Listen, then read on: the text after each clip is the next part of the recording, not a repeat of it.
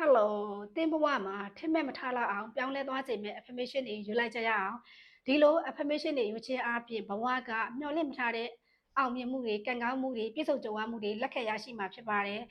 အခုလက်ရှိလက်တလောအချိန်မှာတင်ကဘာပဲဖြစ်နေပတ်စံရှိသည်ဖြစ်စေမရှိသည်ဖြစ်စေ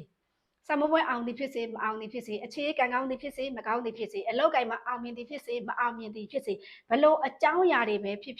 အဲ့အရာတွေကိုဖယ်ထားလိုက်ပါဖယ်ထားပြီးတော့ဒီ affirmation ကိုရွတ်ကြမယ်ရွတ်ဆိုတဲ့အခါမှာမသိစိတ်နိုးထားတဲ့အချိန်ကိုရွတ်ဆိုရမှာဖြစ်ပါတယ်တနေ့ရဲ့အရင်ဗီဒီယိုတွေကိုခဏကြည့်တဲ့သူဆိုရင်သိပါလိမ့်မယ်တနေ့ကသင်တန်းထဲမှာသင်ပေးတဲ့အရာတွေကိုအပြင်မှာလာပြီးတော့သင်ပေးနေတာဖြစ်ပါတယ်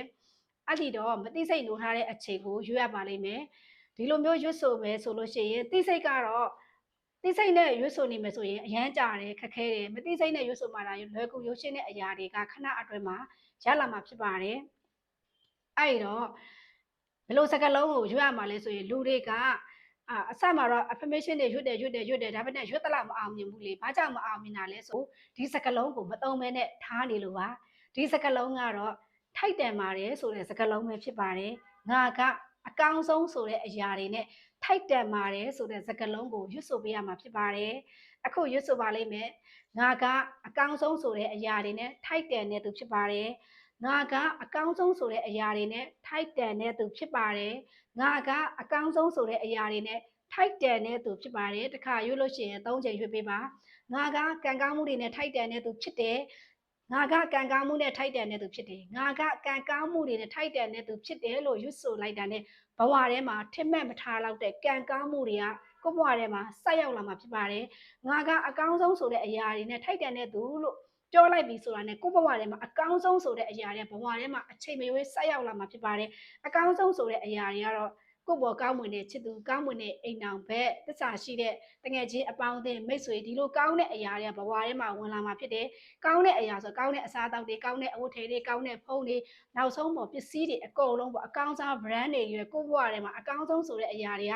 ဝင်ရောက်လာမှာဖြစ်ပါတယ်ဒါကြောင့်အကောင်းဆုံးဆိုတဲ့အရာနဲ့ထိုက်တယ်နဲ့လို့စကားလုံးကိုရွတ်ဆိုခိုင်းတာဖြစ်ပါတယ်နောက်တစ်ခုကငါကကံကောင်းခြင်းနဲ့ထိုက်တယ်လို့ပြောလိုက်တာနဲ့အရာအလုံးကကံကောင်းပါပြီကိုဘာပဲလုပ်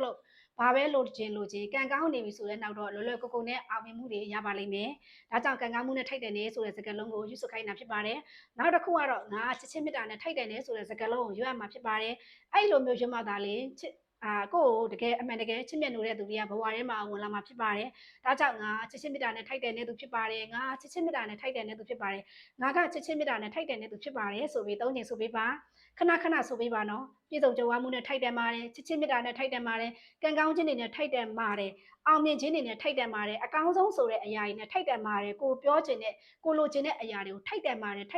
ဆိုတဲ့စကားလုံးကိုထပ်ပြီးတော့ရွတ်ပေးပါအဲ့လိုရွတ်ရမယ့်အချိန်ဒီမသိစိတ်နိုးထားတဲ့အချိန်ကိုရွတ်ဆိုပေးလို့ရှိရင်ဘဝထဲမှာအချိန်တို့အတွင်းမှာအောင်မြင်မှုတွေလွယ်ကူမှုတွေ